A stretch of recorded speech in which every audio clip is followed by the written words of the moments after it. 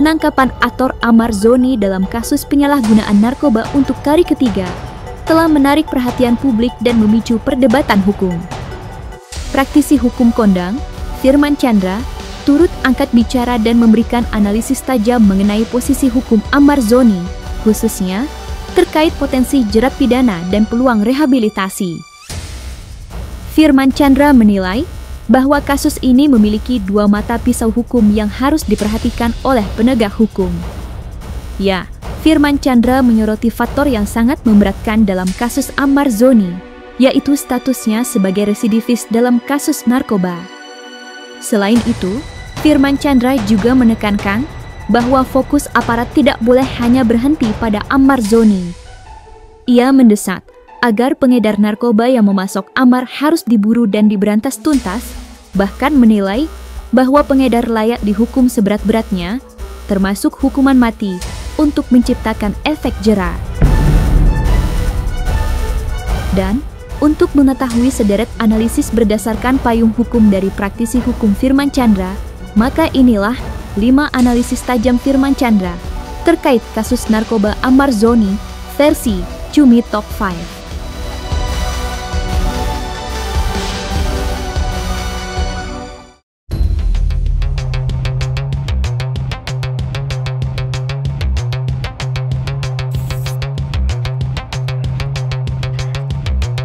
Praktisi hukum, Firman Chandra, menyuarakan desakan keras kepada aparat penegak hukum terkait penangkapan aktor Ahmad Zoni dalam kasus penyalahgunaan narkoba.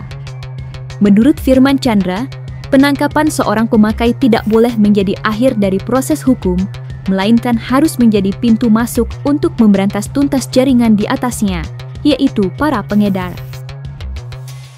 Firman Chandra menilai bahwa fokus utama penegakan hukum seharusnya diarahkan kepada pemasok atau pengedar yang telah berulang kali menjerat Ahmad Zoni. Yang harus kita lihat, apakah peristiwa hukum yang kedua tersebut yang di dalam lapas itu betul hanya sebagai pemakai atau sudah masuk kategori yang kita sebut adalah jual beli narkotika. Apakah sebagai kurir dan atau sebagai bandar. Yang tahu adalah petugas lapas, baik dari Kalapasnya, KPLP-nya, dan petugas-petugas sipir lainnya yang ada di dalam lapas tersebut. Nggak mungkin polisi bisa masuk lagi, karena di dalam lapas itu betul-betul tertutup gitu. Yang tahu adalah petugas-petugas yang di dalam. Tinggal dilihat, apakah ada alat bukti yang kita sebut transaksi jual beli narkotika. Kalau ada berarti pasalnya bukan 127 lagi, pasalnya harus pindah. Kemudian berikutnya berapa gram yang dijual belikan, apakah sabu, kokain, ganja, dan lain-lain. Kalau memang di atas 5 gram ditambahkan di ayat 2-nya. Ayat 2 itu minimum 20 tahun, maksimum pidana mati. Jadi tinggal nanti menunggu putusan majelis hakim di tingkat pertama dulu nih, apakah bisa inkrah atau sampai kasasi. Kalau inkrah berarti itu yang dijadikan pijakan, terdakwa akan menjadi terpidana lagi, dihukum berapa lama.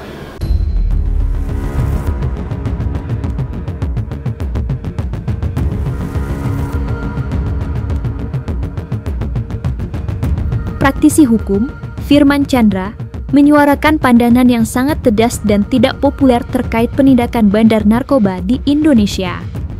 Berkaca pada kasus penyalahgunaan narkoba yang berulang, termasuk yang menjerat aktor Ahmad Zoni, Firman Chandra menilai bahwa hukuman mati adalah opsi yang paling tepat untuk diterapkan kepada para bandar narkoba. Menurut Firman Chandra, kejahatan narkotika telah dikategorikan sebagai kejahatan luar biasa. Oleh karena itu, penanganannya pun harus menggunakan tindakan yang luar biasa pula, demi memberikan efek jera yang nyata. Kalau betul ada public figure yang melakukan jual beli, jangan tidak tega. Lakukan upaya yang sama.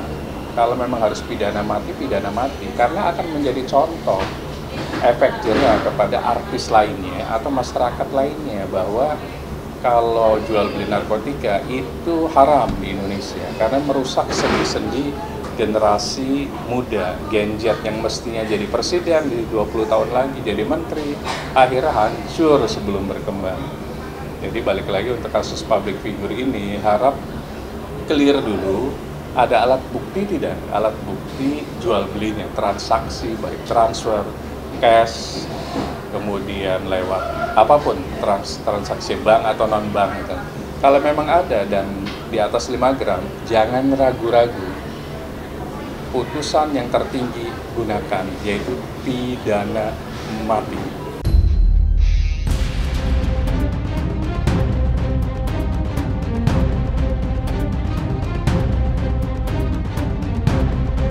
Praktisi hukum Firman Chandra memberikan pandangan yang menyeimbangkan antara penegakan hukum dan aspek kemanusiaan dalam kasus penyalahgunaan narkoba yang menjerat aktor Ahmad Zoni. Meskipun Ahmad Zoni telah ditangkap untuk ketiga kalinya, Firman Chandra menegaskan bahwa jika hasil pemeriksaan membuktikan Ahmad Zoni murni sebagai pemakai dan bukan pengedar, maka rehabilitasi adalah jalur yang wajib ditempuh. Menurut Firman Chandra, kewajiban rehabilitasi ini sejalan dengan Undang-Undang Narkotika yang menempatkan pengguna sebagai korban yang harus disembuhkan, bukan hanya dihukum penjara. Tapi kalau tidak ada alat bukti, hanya sebagai pemakai saja, lebih baik rehab saja. Di rehab itu ada beberapa pilihan, apakah di RSKO, atau mungkin di IPWL. Orang yang sudah menjadi pengguna, sarankan untuk masuk ke IPWL BNN. IPWL itu adalah institusi penerima wajib lapor, agar bisa diobati karena dia sakit. Kalau memang betul pengguna dan korban, sarankan IPWL dan atau RSKO. Tapi kalau betul ada transaksi, harus tega aparat penegak hukum. Kalau memang pidana mati, silakan putuskan pidana mati supaya menjadi sebuah contoh efek jera untuk artis lainnya, untuk masyarakat Indonesia. Jangan sekali-kali memakai narkotika, akan merusak tatanan sosial kemasyarakatan dan fundamental bangsa. Harus dilihat alat bukti transaksi jual belinya ada nggak, supaya bisa masuk barang siapanya, barang siapa sebagai pengedarnya gitu. Kalau nggak ada, berarti harus bisa diputuskan rehab saja, meskipun menggunakan berkali-kali, karena apa? Dia sakit. Tapi kalau misalnya itu ada dan ada penguatan dari saksi fakta dan saksi ahli, jangan ragu-ragu majelis hakim untuk bisa memutus yang paling berat supaya jadi contoh.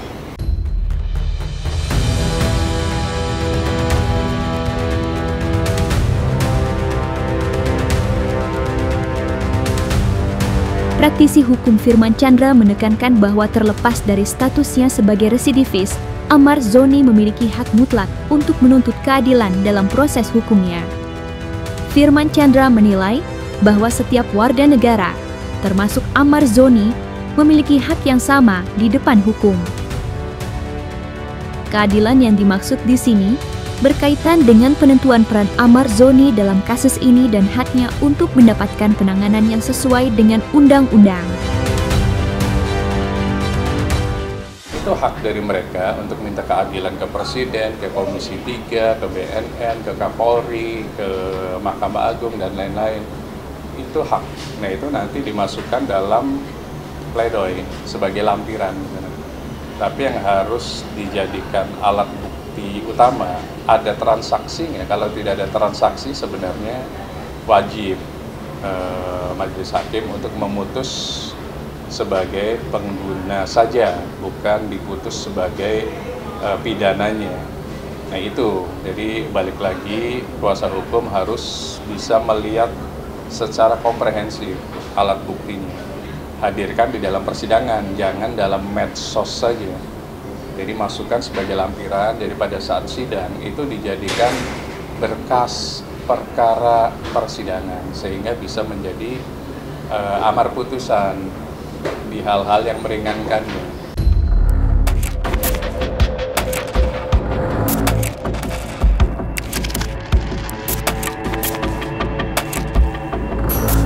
Praktisi hukum Firman Chandra menganalisis secara detail faktor-faktor yang berpotensi menjadi hal yang meringankan dan memberatkan Ahmad Zoni di mata hukum. Menurut Firman Chandra, kasus Ahmad Zoni kali ini memiliki dinamika yang sangat kompleks karena melibatkan statusnya sebagai residivis. Firman Chandra menilai bahwa faktor yang paling kuat memberatkan Ahmad Zoni adalah statusnya sebagai residivis, karena ini merupakan pelanggaran hukum narkotika yang berulang.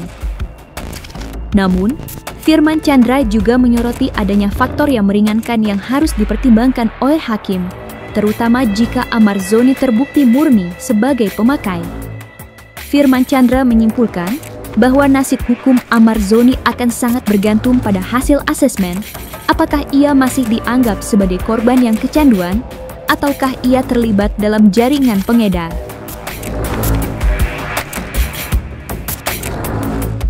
Dalam putusan itu biasa ada hal-hal yang meringankan, ada hal-hal yang memberatkan. Hal-hal yang memberatkan pasti nanti dimasukkan di situ.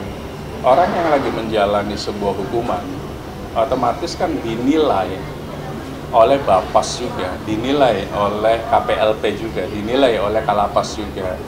Kelakuan baik pada saat menjalani hukuman.